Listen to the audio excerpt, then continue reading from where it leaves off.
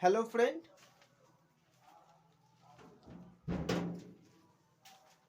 hope you are well. Welcome all of you in geography YouTube class. Friend, class 7.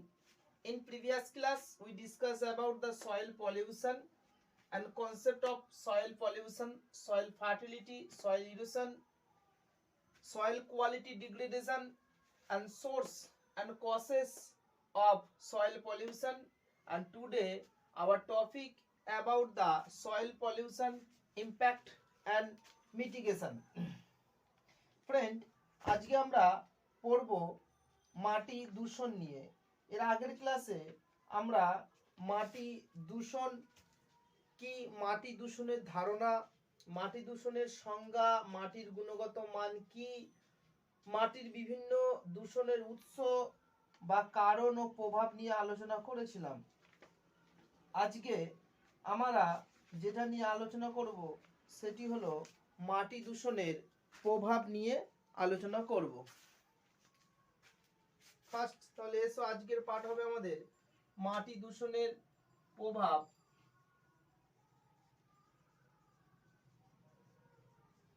মাটি দূষণের প্রভাব বা ফলাফল ও নিয়ন্ত্রণ। কিভাবে আমরা মাটি দূষণ নিয়ন্ত্রণ করব সেটা নিয়ে আজকে আমরা আলোচনা করব। ফার্স্ট, মাটি দূষণের প্রভাব নিয়ে আমরা আলোচনা করব।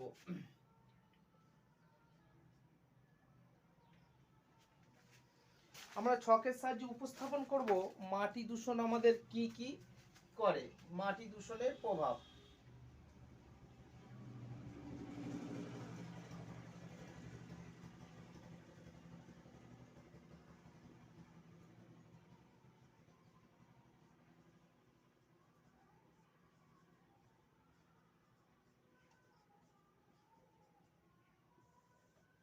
সম্ভবত মাটি দূষণ আমাদের, মাটি দূষণের ফলে আমাদের ক্ষতি হয়, মাটি দূষণের ফলে কিন্তু ফ্রেন্ড আমরা মাটি দূষণের ফলে আমাদের উপকার হয় না। সুতরাং মাটি দূষণের প্রভাবগুলি নিয়ে আমরা এই পর্যালোচনা করব।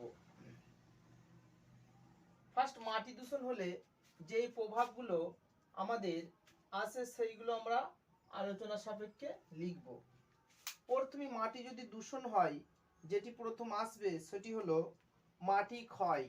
মাটি ক্ষয়, মাটির ক্ষয় হবে। মাটির ক্ষয় হবে, মাটির ক্ষয় হবে। কি এই মাটির ক্ষয় ফ্রেন্ড, কি এই মাটির ক্ষয় সেটা আমরা পরে আলোচনা করব। মাটির ক্ষয় পরের হবে মাটির অবনমন। মাটির অবনমন। এরপর হবে মাটির গুণগত মানের হ্রাস। মাটির গুণগত মানের হ্রাস। এরপর হবে মাটির উর্বরতা হ্রাস। এরপর হবে মাটির স্বাভাবিক উৎপাদন ক্ষমতার হ্রাস। এরপর ফ্রেন্ড আসবে আমাদের অ্যাসিড বৃষ্টি। অ্যাসিড বৃষ্টি,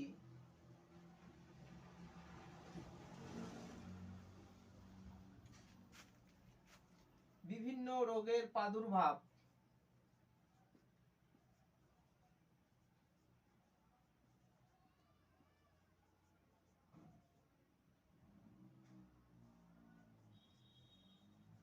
প্রাদুর্ভাব, ভৌম জল ও জল দূষণ।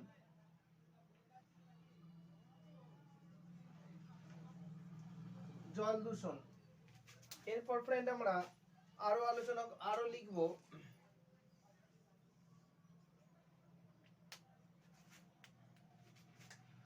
ভৌম জলের উপর প্রভাব। ভৌম জলের প্রভাব। ভৌম জলের উপর প্রভাব।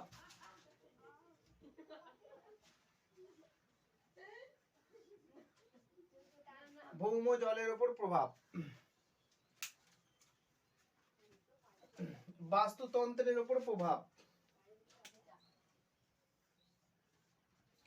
বাস্তুতন্ত্রের ভারসাম্য বিঘ্নিত।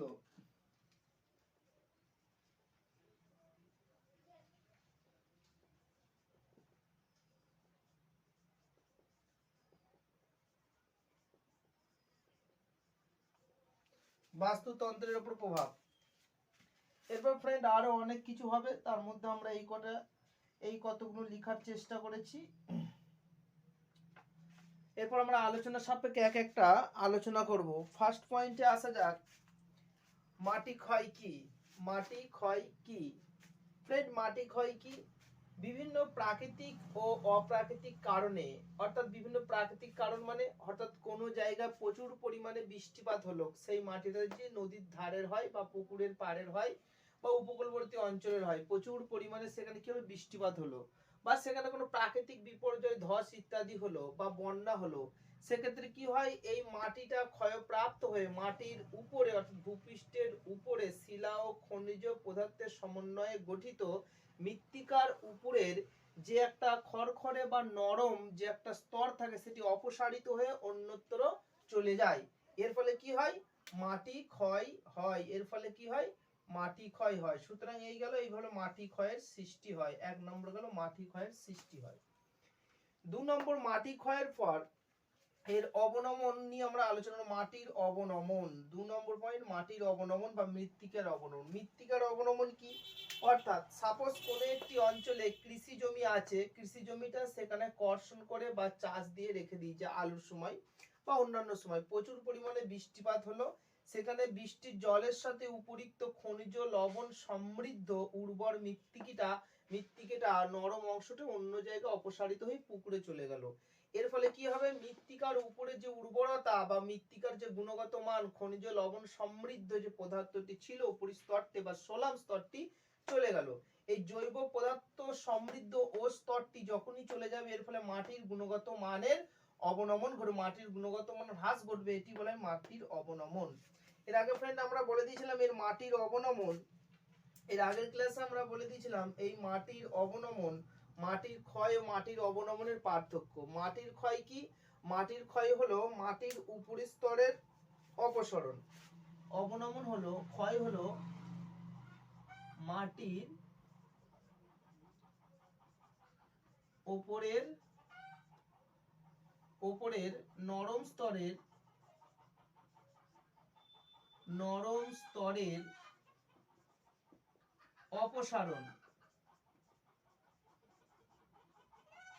অপসারণ। আর মাটির অবনমন কি? মাটির অবনমন হলো মাটির গুণগত মান হ্রাস। মাটির গুণগত মান হ্রাস। অর্থাৎ অনেক সময় আমরা বলি যে তোমার অবনমন ঘটেছে। অবনমন মানে কি?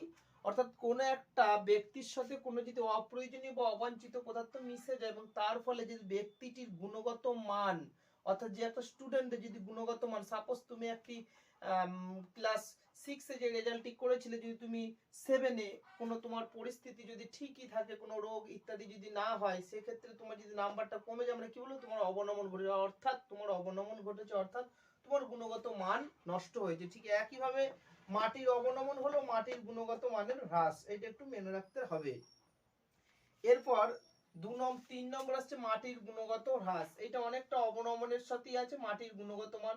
অর্থাৎ যখনই মাটি দূষণ হবে, মাটি যখনই ক্ষয় হবে, মাটির যখন নরম স্তরটি, জৈব সমৃদ্ধ স্তরটি যখন অপসারণ ঘটবে বা অন্যত্র ভূমির ঢাল অনুসারে চলে যাবে, তখন কি হবে, মাটির উপরে অবস্থিত মাটির উৎপাদন শক্তি বা উর্বরতা শক্তি হ্রাস পাবে। এর ফলে মাটির গুণগত মান হ্রাস করবে। যার ফলে কৃষিজ ফসলের ওপর আমাদের প্রভাব পড়বে।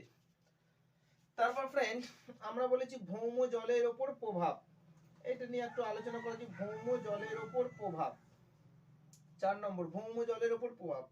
যখনই কোনো কারণে মাটির উপরের স্তরটা ক্ষয়প্রাপ্ত হয়ে কোনো অবনমিত স্থানে চলে যায় বা মৃত্তিকার ক্ষয় ঘটে, এর ফলে ভৌম জলের ওপর প্রভাব পড়ে। অর্থাৎ ভৌম জলের ওপর কি, যদি মাটির সাথে কোনো প্লাস্টিক বা অবাঞ্ছিত পদার্থ ইত্যাদি মিশে যায় বা নোংরা জিনিস মিশে যায়, সেটি ইনফিল্ট্রেশন বা অনুস্রাবণ হয়ে সেটাকে ভৌম জলের সাথে মিশে যায়, এর ফলে ভৌম জলটা পানের অযোগ্য হয়ে পড়ে।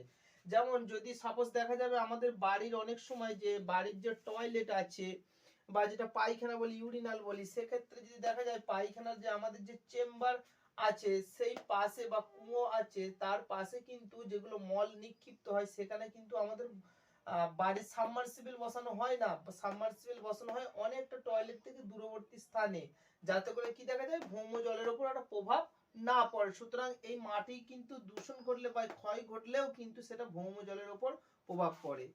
এর 5 নম্বর ফ্রেন্ড আছে মাটির উর্বরতা হ্রাস।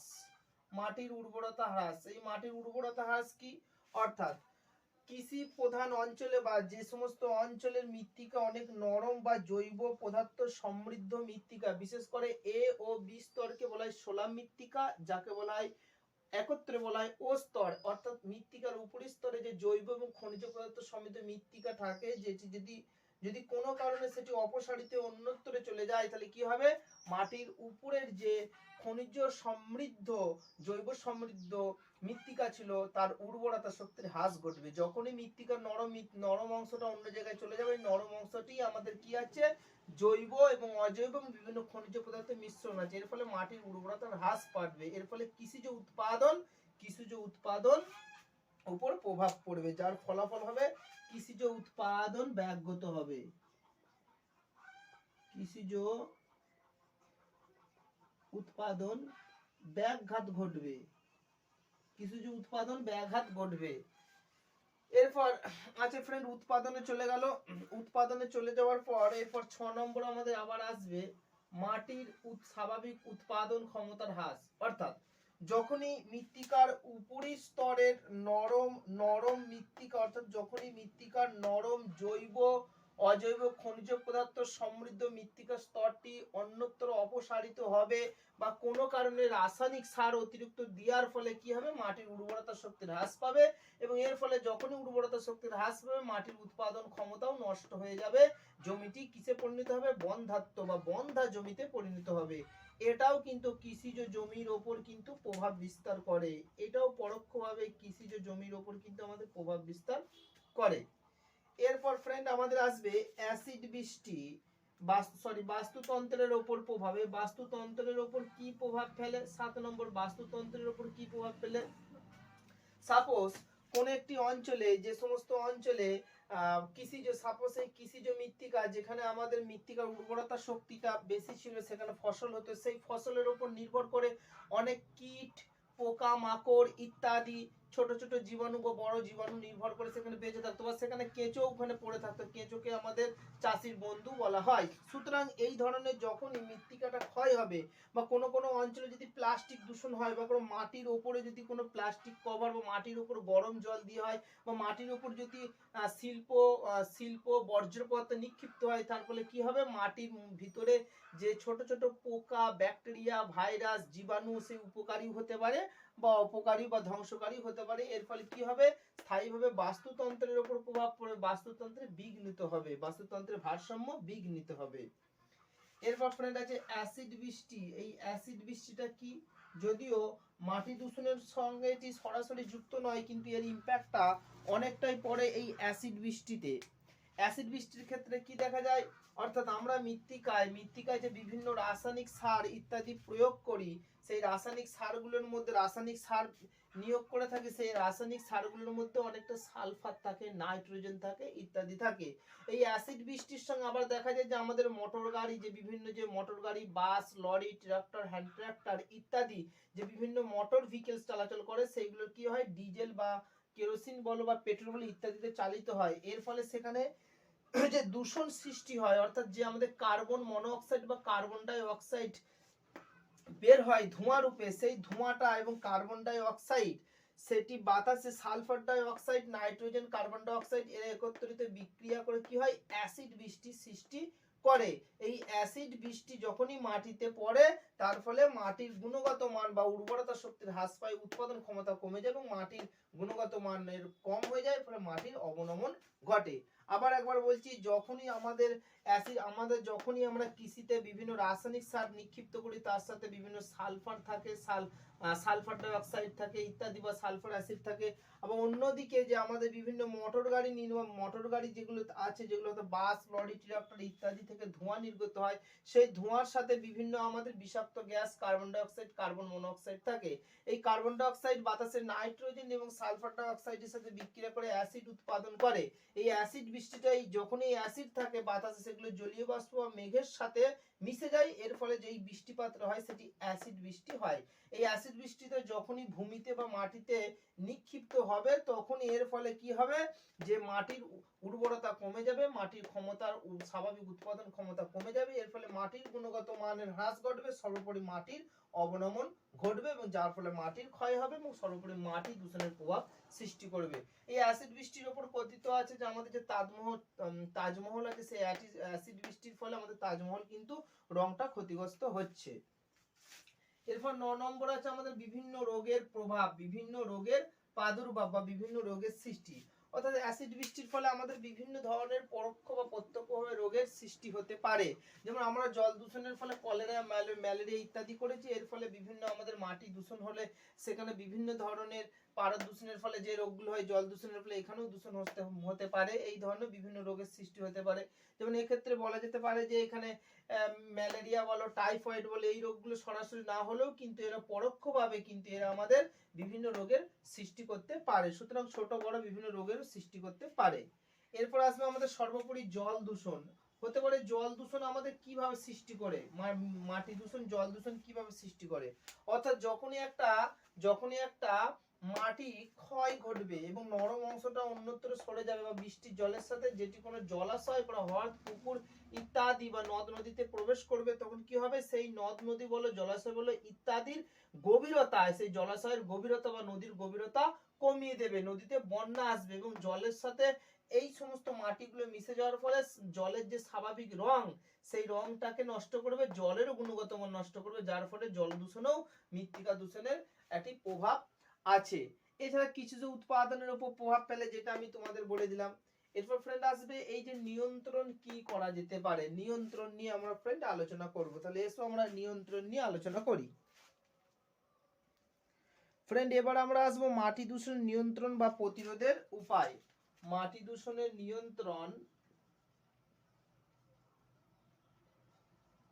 নিয়ন্ত্রণ বা প্রতিরোধের উপায়।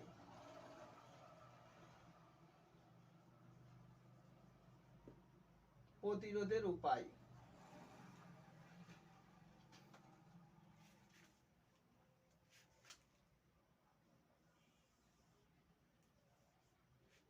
দেখো ফ্রেন্ড, এই মাটি দূষণ একটি প্রাকৃতিক বিপর্যয়, বা এটা প্রাকৃতিক কারণে হতে পারে বা অপ্রাকৃতিক কারণে হতে পারে, কিন্তু যে কোনো দূষণগুলোকে আমরা সরাসরি কিন্তু নিয়ন্ত্রণ করতে পারি না, তবে কতগুলো সচেতনতা বা পদক্ষেপ গ্রহণ করে আমরা সেটাকে নিয়ন্ত্রণ করতে পারি। সেই নিয়ন্ত্রণগুলো আমরা কি করব, ফার্স্ট ফার্স্ট যে পয়েন্টগুলো আমরা আলোচনা সাপেক্ষে আমরা এখানে পর্যালোচনা করব।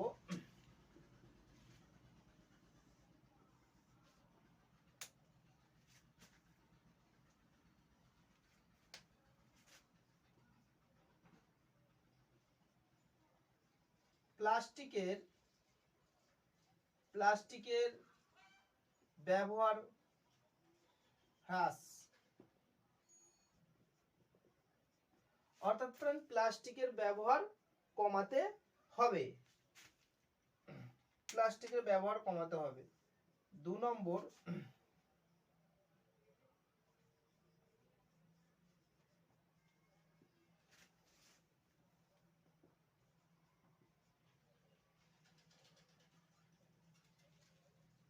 রাসায়নিক সারের ব্যবহার হ্রাস করতে হবে।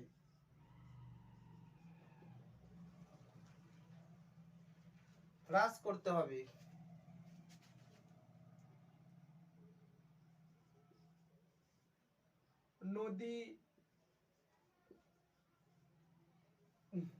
নদী সমুদ্র, বা লিখতে হবে যে নদী সমুদ্র বিভিন্ন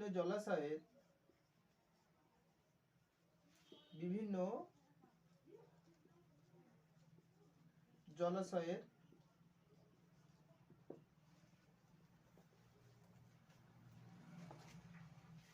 পার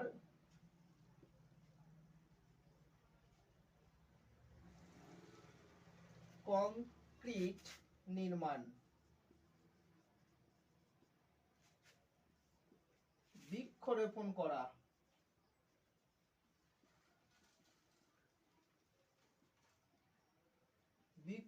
করা, আইন প্রণয়ন,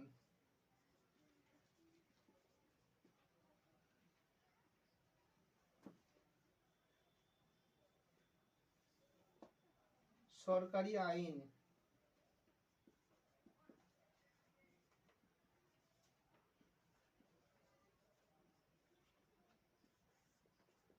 পশুচারণ নিয়ন্ত্রণ,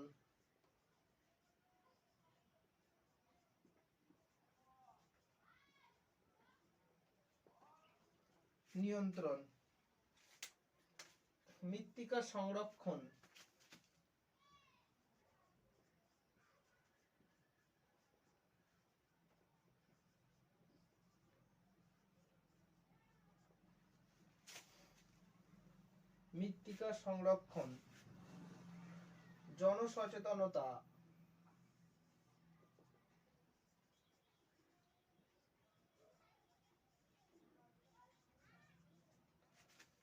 বিজ্ঞাপন ও প্রচার,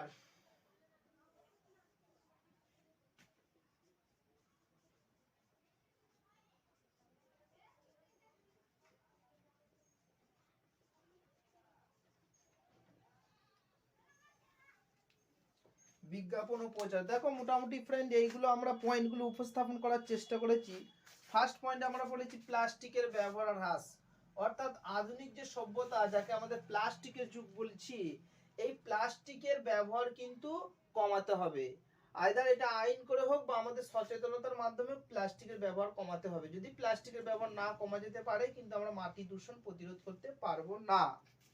2 নম্বর, রাসায়নিক সারের ব্যবহার হ্রাস করতে হবে, অর্থাৎ কৃষিতে আমরা যে বিভিন্ন উৎপাদন ক্ষমতা বাড়ানোর জন্য অর্থাৎ সাময়িক উৎপাদন ক্ষমতা বাড়িয়ে দিতে পারে, হেক্টর প্রতি উৎপাদন বাড়িয়ে দিতে পারে এনপিকে সার ব্যবহার করার ফলে, কিন্তু জমিটি কিন্তু স্থায়ীভাবে উর্বরতা রাখতে পারে না, স্থায়ীভাবে উর্বরতার হ্রাস ঘটতে পারে। সুতরাং রাসায়নিক সারের ব্যবহারের ফলে জমির উর্বরতা শক্তি হ্রাস ঘটে, যার ফলে জমিটাই অবশেষে বন্ধা জমিতে পরিণত হয়। এবার যখনই একটা জমিতে রাসায়নিক সার ব্যবহার করবে জমির গুণগত মান নষ্ট হয়ে যাবে।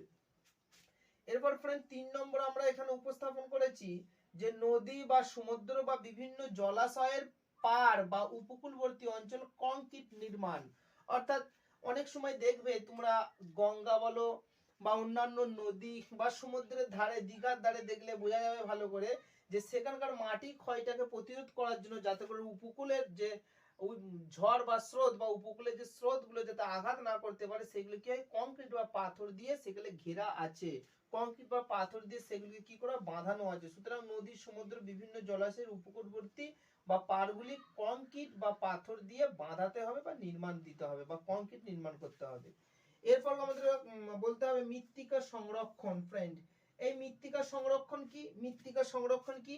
অর্থাৎ আধুনিক বৈজ্ঞানিক সম্মত উপায়ে মৃত্তিকার ক্ষয় হ্রাস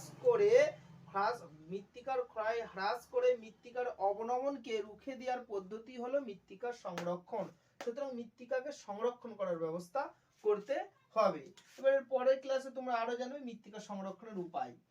এবারে বৃক্ষরোপণ, অর্থাৎ এটা মোস্ট ইম্পর্টেন্ট। বৃক্ষরোপণ কি?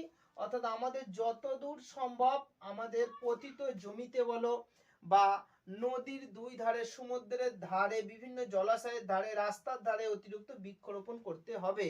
বিশেষ করে নদী বা জলাশয়ের ধারে এই কারণে বৃক্ষরোপণ করতে হবে যে গাছের শেকড়গুলো মৃত্তিকার নরম যে অংশগুলো থাকে সেগুলোকে অনেকটা অটুট করে বা আটকে রেখে দেয়। এই কারণে বৃক্ষরোপণ করলে সেই কি দেখা যায়, একদিকে মৃত্তিকা ক্ষয়টা বা মাটি দূষণটা অনেকটা কমিয়ে দিতে পারে। মাটি দূষণ করা হ্রাস করার জন্য উপযুক্ত সরকারি আইন প্রণয়ন করতে হবে। সরকারি আইন কি? অর্থাৎ কোন একটা জায়গায় যখনই আমরা ইন্ডাস্ট্রি স্থাপন করব বা কৃষি জমিকে সেগুলোকে ভরাট করে যখনই সেখানে আমরা অন্যান্য বসতি নির্মাণ করব, শিল্প স্থাপন করব, বা যে সমস্ত অঞ্চলে আমাদের নোংরা আবর্জনা বা গার্বেজ ইত্যাদি বর্জ্য পদার্থ স্তূপগুলো রাখছি ইত্যাদি, আমাদের সরকারি আইনের মধ্যে কোথায় রাখা যাবে, কি করতে হবে, আইন প্রণয়ন করতে হবে। 6 নম্বর পশুচারণ নিয়ন্ত্রণ। অর্থাৎ আমরা বলি যে মাটি দূষণের কারণ হলো মাটি ক্ষয়, সুতরাং যখনই পশুচারণ নিয়ন্ত্রণ করবে, বিশেষ করে বর্ষাকালে বা তৃণভূমিগুলিতে বড় বড় যে পশু থাকে, চতুষ্পদী পশু থাকে, বিশেষ করে গরু, ছাগল, ভেড়া, মোষ ইত্যাদিগুলোকে কিন্তু কি করতে হবে, যে পশুচারণগুলোকে নিয়ন্ত্রণ করতে হবে। এর ফলে মৃত্তিকা ক্ষয়টা ঘটবে না। এছাড়াও আমি আরো দিয়েছি জনসচেতনতা, বিজ্ঞাপন ও প্রচার। অর্থাৎ আমাদের মাটি কি উপকার করে, মাটি কি, একটা সরকারি যে কোনো সংস্থা বা নতুন রুলস এলে সেটা প্রচার করে, সুতরাং বিজ্ঞাপন ও প্রচারের মাধ্যমেও আমাদের মাটি দূষণ বা মাটি আমাদের কি উপকার করলে, দূষণ করলে কি ক্ষতি হবে, এইগুলোকে আমাদের কিন্তু বিজ্ঞাপন প্রচারের মাধ্যমেও অনেকটা প্রতিরোধ করা যেতে পারে। সর্বোপরি মানুষের জনসচেতনতা, অর্থাৎ মানুষের চেতনা পারে, মানুষের সচেতনতা, মানুষের গণসচেতনতা, মানুষের যে জ্ঞান বুদ্ধি ইত্যাদি পারেই কিন্তু আমাদের দূষণ প্রতিরোধ করতে। অর্থাৎ মানুষ যদি সচেতন হয় যে আমাদের যেমন আমরা টাকা পয়সা সম্পত্তি বাড়ি চারিদিকে পরিষ্কার করি, ঠিক একইভাবে আমাদের পরিবেশটাকেও কিন্তু, মাটিটাকেও একটা বাস্তুতন্ত্রের একটা অংশ, একটি জড় পদার্থ, একেও আমাদের রক্ষা করতে হবে বা দূষণ করলে হবে না। সুতরাং এই জনসচেতনতা আনতে হবে, যেখানে সেখানে প্লাস্টিক ফেলে দিলে হবে না। সুতরাং এই যে মানুষের জনসচেতনতা বা গণ সচেতনতা পারে অনেকটা মাটি দূষণের ক্ষয় প্রতিরোধ করতে বা মাটি দূষণ নিয়ন্ত্রণ করতে। এরপর ফ্রেন্ড আমরা আসবো চেরনোবিল গ্যাস দুর্ঘটনা সম্পর্কে। ভূপাল গ্যাস দুর্ঘটনা সম্পর্কে। মাটি দূষণের কতগুলি ঘটনা, মাটি দূষণের কতগুলো ঘটনা।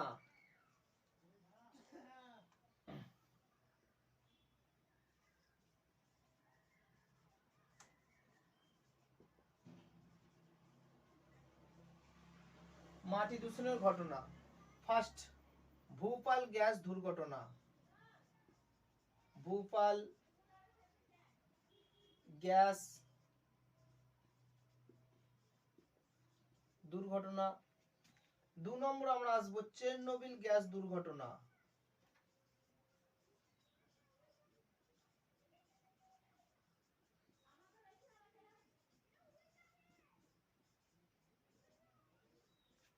চেরনোবিল গ্যাস দুর্ঘটনা, কতগুলো মাটি দূষণের ইতিহাস সম্পর্কে আমরা আলোচনা করব, সেই দুর্ঘটনাগুলো নিয়ে আমরা পর্যালোচনা করব।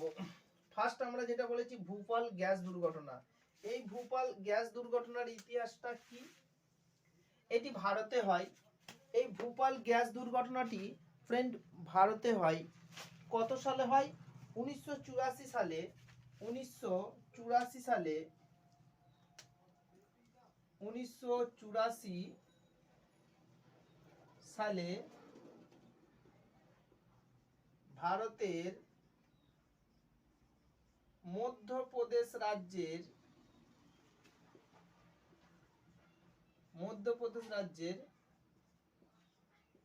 রাজধানী ভূপালে, মধ্যরাত্রি হয় MIC গ্যাস, মিথাইল আইসোসায়ানাইড গ্যাসের বিপর্যয়ের ফলে এটি ঘটে। অর্থাৎ যে ভূপাল গ্যাস দুর্ঘটনাটি ঘটেছিল 1984 সালে মধ্যরাতে ভারতের মধ্যপ্রদেশের রাজধানী ভূপালে যে ইউনিয়ন কার্বাইডের কারখানা ছিল, ইউনিয়ন কার্বাইড, যে ইউনিয়ন কার্বাইড কারখানা ছিল,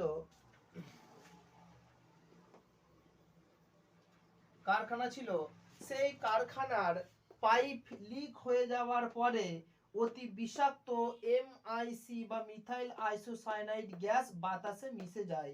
এর ফলে বহু মানুষ মারা যায় এবং বহু মানুষ স্থায়ীভাবে পঙ্গু হয়ে পড়ে, এবং এখনো অনেক মানুষ যারা জন্মগ্রহণ করে তারাও কিন্তু ইম্প্যাক্ট বা পঙ্গু হয়ে পড়ে। কত সালে করেছে? 1984 সালে ভারতের মধ্যপ্রদেশ রাজ্যের ভোপালে ইউনিয়ন কার্বাইড কারখানা থেকে। ফ্রেন্ড, আমাদের পরীক্ষা মনে রাখতে হবে কত সালে? 1984 সালে। কি গ্যাস?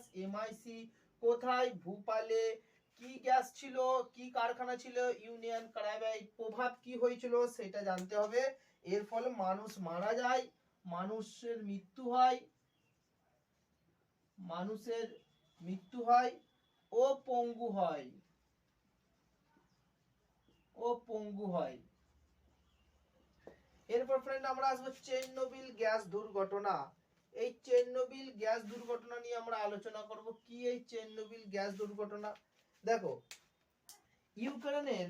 ইউক্রেনের চেরনোবিল শহরের যে পরমাণু বা তেজস্ক্রিয় বা পারমাণবিক বিদ্যুৎ উৎপাদন কারখানা ছিল, সেখানে ঘটনাটি ঘটেছিল 1986 সালে।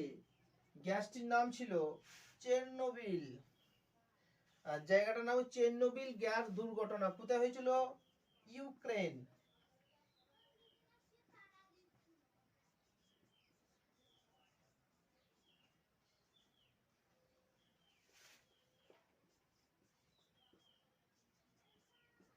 ইউক্রেনে ঘটনাটি ঘটেছিল।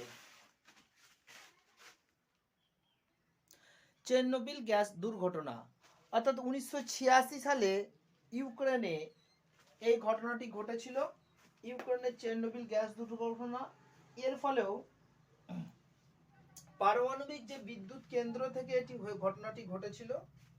পারমাণবিক বিদ্যুৎ কেন্দ্র থেকে, পারমাণবিক বিদ্যুৎ কারখানা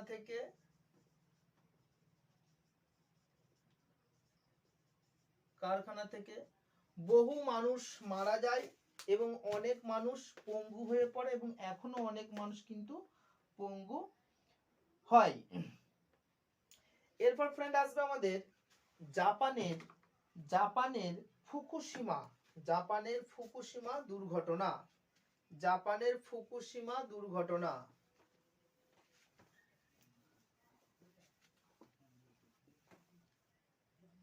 তাহলে এখানে আমাদের যেটা জানতে হবে কত সালে ঘটেছিল? 1986 সালে। 1986 সালে ঘটেছিল। কোথায়? ইউক্রেনে, চেরনোবিল গ্যাস দুর্ঘটনা। কি কারণে? পারমাণবিক কারখানা থেকে। এরপর ফ্রেন্ড আমাদের আসবে ফুকুশিমা, জাপানের ফুকুশিমা দুর্ঘটনা।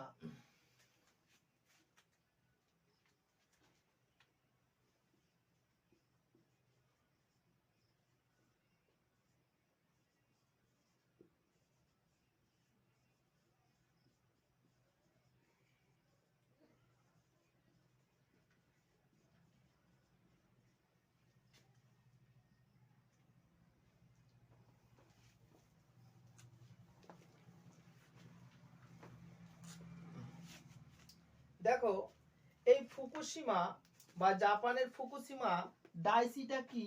জাপানের ফুকুশিমা ডাইসি ঘটেছিল 2011 সালে। ফুকুশিমা ডাইসি দুর্ঘটনার ফলে আশেপাশে অঞ্চলের মাটি, জল, বাতাসের ভয়াবহ তেজস্ক্রিয় দূষণ ছড়ায়, প্রচুর মানুষ ক্ষতিগ্রস্ত হয়। 2011 সালে ঘটনাটি ঘটেছিল। 2011 সালে কোথায় ঘটেছিল? জাপানের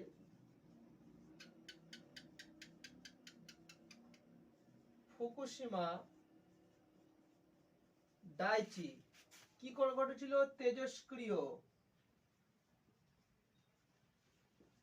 তেজস্ক্রিয় দূষণের ফলে ঘটেছিল।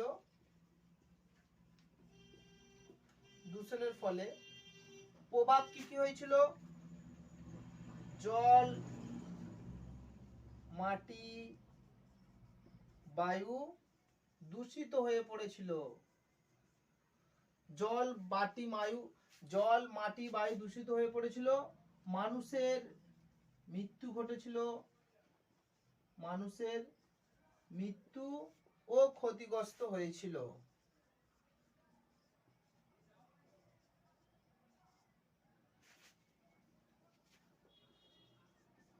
দেখো, মানুষের মৃত্যু ও ক্ষতিগ্রস্ত হয়েছিল। তাহলে ফ্রেন্ড কি কি ঘটেছিল? এটা জাপানের এই ফুকুশিমা দুর্ঘটনা। জাপানের ফুকুশিমা দুর্ঘটনাটা ঘটেছিল 2011 সালে। 2011 সালে জাপানের ফুকুশিমা ঘটনাটি ঘটেছিল। কোথায় ঘটেছিল? জাপানের ফুকুশিমা ডাইচি জায়গায়। জাপানের ফুকুশিমা ডাইচি ডাইচি জায়গায় দুর্ঘটনার ফলে কি হয়েছিল? এটি তেজস্ক্রিয় দূষণের ফলে সৃষ্টি হয়েছিল। বাতাসে তেজস্ক্রিয় পদার্থ মিশে গিয়েছিল। এর ফলে কি হয়েছিল? জল, মাটি, বায়ু দূষিত হয়ে পড়েছিল, মানুষের মৃত্যু ঘটেছিল, ক্ষতিগ্রস্ত হয়েছিল। ফ্রেন্ড, এবার আমরা কোশ্চেন নিয়ে প্রশ্ন উত্তর পর্ব নিয়ে আলোচনা করব।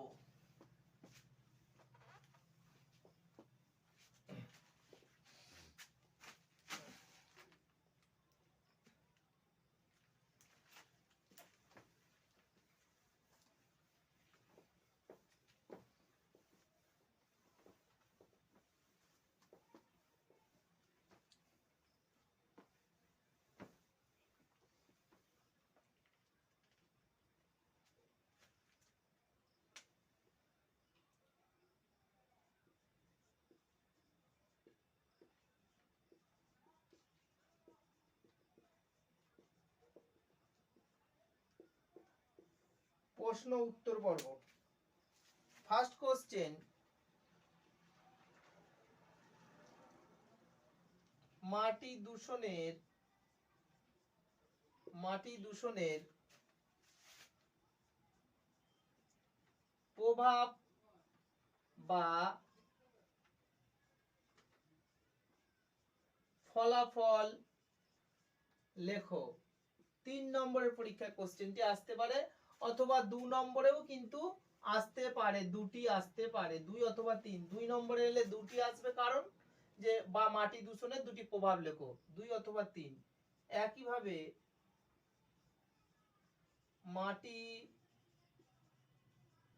মাটি দূষণ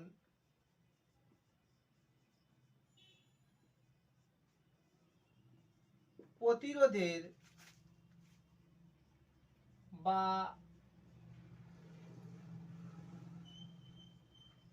নিয়ন্ত্রণের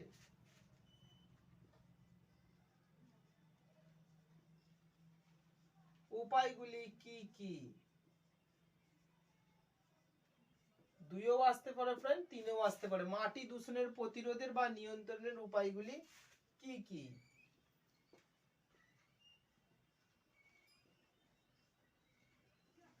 অ্যাসিড বৃষ্টি কি? অ্যাসিড বৃষ্টি কি? অ্যাসিড বৃষ্টি কি? প্রভাব লেখো। এর প্রভাব লেখো। 2 অথবা 3-এ আসতে পারে। দেখো ফ্রেন্ড, এখানে দিয়েছি অ্যাসিড বৃষ্টি কি। আমাদের উত্তরটা বলতে হবে, বলে দিচ্ছি, বৃষ্টির জলের সাথে যখন অ্যাসিড মিশে থাকে, বৃষ্টির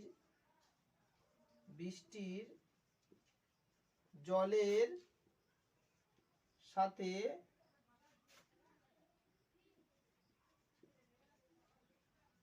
অ্যাসিড মিশে থাকলে তাকে অ্যাসিড বৃষ্টি বলা হয়।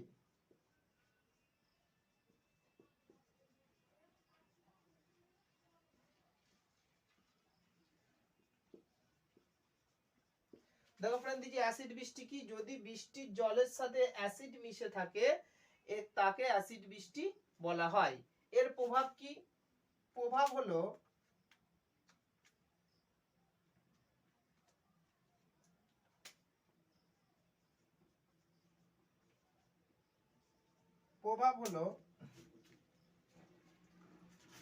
মাটি লবণাক্ত হয়ে পড়ে। মাটি লবণাক্ত হয় মাটি লবণাক্ত হয় ও স্মৃতিসৌধ বিভিন্ন স্থাপত্য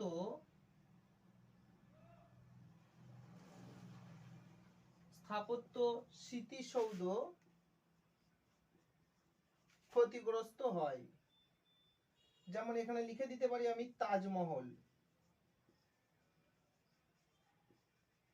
তাজমহল ক্ষতিগ্রস্ত হয়।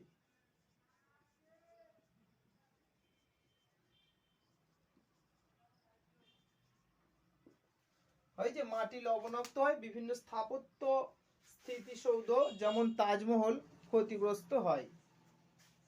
এরপর ফ্রেন্ড আমরা আসবো 4 নম্বর কোশ্চেন।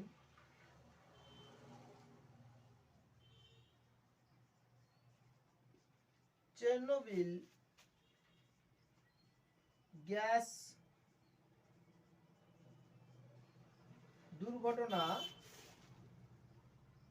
কি? চেরনোবিল গ্যাস দুর্ঘটনা কি?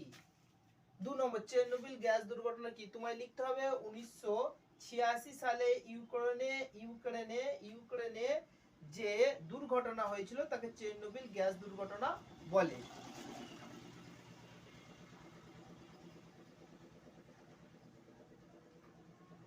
ভোপাল গ্যাস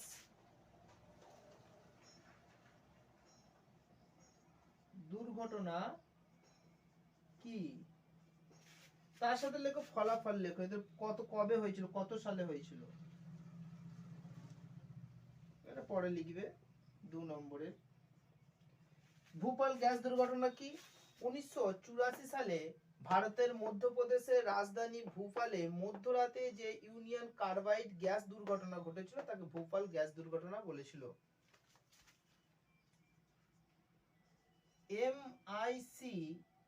এমআইসি বা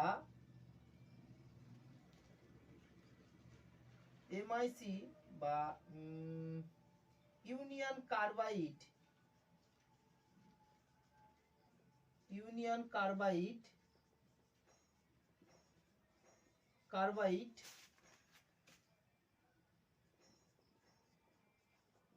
কোন ঘটনার সাথে যুক্ত?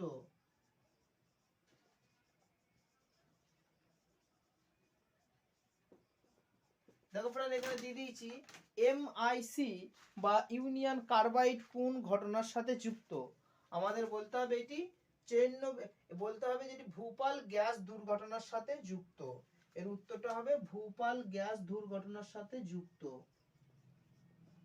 ভোপাল গ্যাস দুর্ঘটনার সাথে যুক্ত।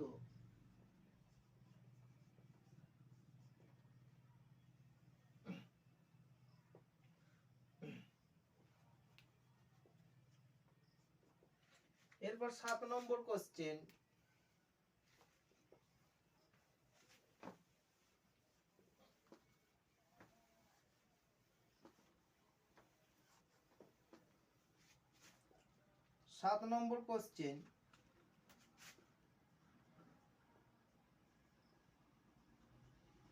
ভোপাল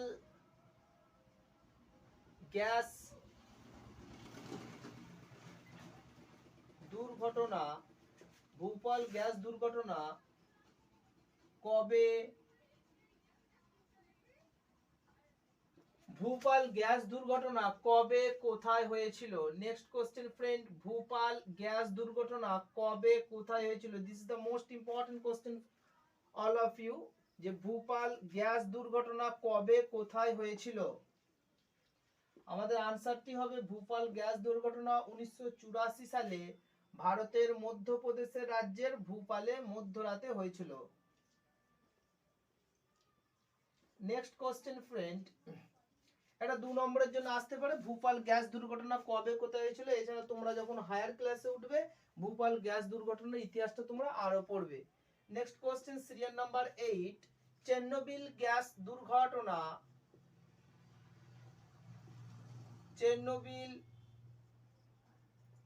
চেরনোবিল গ্যাস দুর্ঘটনা, চেরনোবিল গ্যাস দুর্ঘটনা কবে, কোথায় ঘটেছিল? 2 নম্বরের কোশ্চেন, চেরনোবিল গ্যাস দুর্ঘটনা ঘটেছিল ইউক্রেনের চেরনোবিলে 1986 সালে।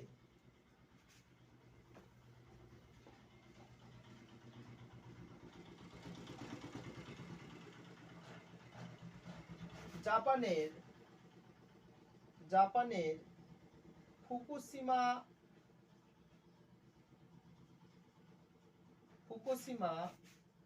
ডাইচি, জাপানের ফুকুশিমা ডাইচি দুর্ঘটনা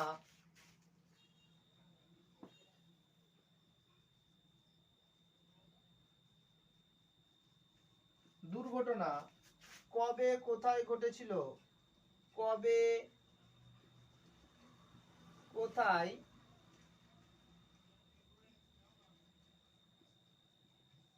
ঘটেছিল? 2 নম্বর কোশ্চেন, জাপানের ফুকুশিমা ডাইচি অর্থাৎ জাপানের ফুকুশিমা ঘটনাটি ঘটেছিল জাপানের ফুকুশিমা শহরে 2011 সালে ঘটনাটি ঘটেছিল। নেক্সট কোশ্চেন, 10 নম্বর কোশ্চেন,